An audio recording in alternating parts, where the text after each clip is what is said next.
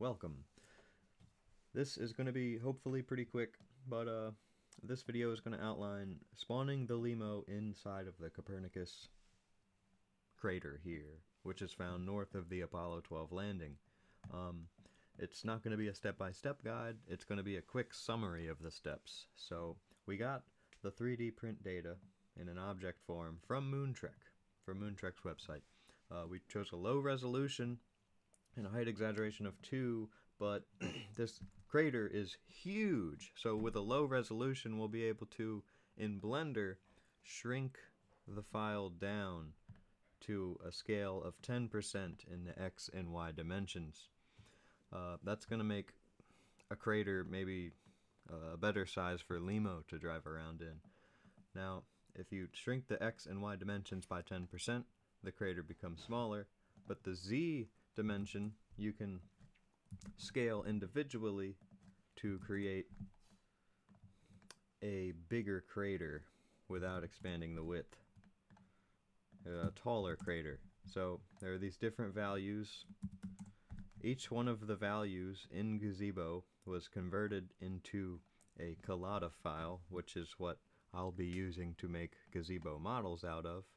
If I took this crater and exported it as a collada, where it would go would be this model folder here. You see in the meshes, saving it as a collada puts it here. It takes the texture with it, which you will see in Gazebo. The texture is pretty nice. It came from Moontrek as well, and it's just a picture of the moon. The SDF files required for Gazebo to launch the model are here, and let's get right into spawning it. First, I'll open Gazebo by itself. You'll see that we have the different Copernicus craters here with different Z values. But the smallest one is the one LIMO is most capable of handling. You would drop it into the empty world. The ground plane is still in the empty world, so you can remove the ground plane then. So now let's spawn LIMO into the deal. I'll use the instructions I have here and copy and paste them into the terminal.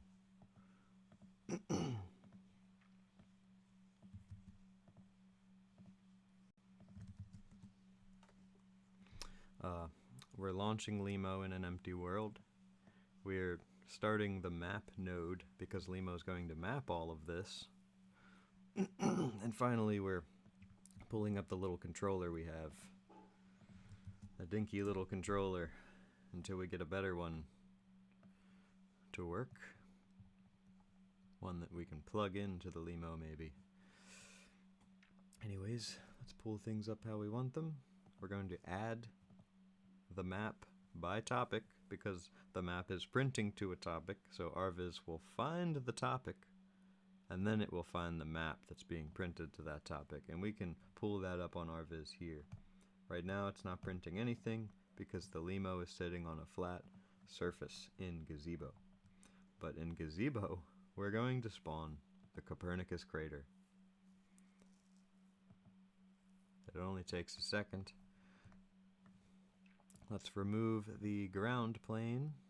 You'll see the LIMO fall down. And here we go. So, let's move this. We're going to get ready to map this crater with LIMO. You see LIMO already sees, if you follow along the red dotted line, LIMO already sees with the LiDAR in 2D at its height where it can and cannot go, or where there may be a lump, or where the craters, I don't know the word for it, but where the crater might begin to incline. So let's see what kind of map we can produce by driving around. We're gonna lower the speed. I learned the hard way. You go a little bit too fast around here and you'll flip. So bumpy road. Hopefully I don't flip this time. Oh. Okay. You see the map is beginning to form. Very bumpy though.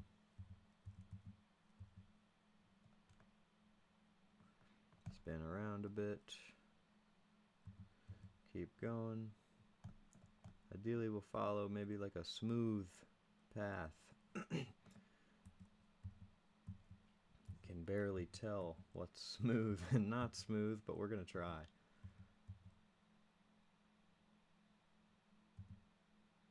Alright. So you can see the map is pretty successfully being drawn. It's only because the surface is so flat that this is able to work. If the surface wasn't this flat, it wouldn't work this well. And it's not working perfectly either. So let's just finish this last part of our map here by going through here. Woo! And here we have it.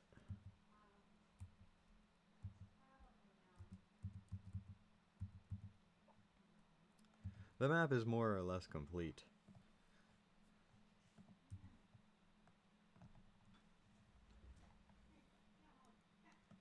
We can repeat that process on any of the Z-scale craters and on any map and with any gazebo model that we make or get from Moontrek. And that's pretty much all I have to show you guys. So I'm going to close it all out now.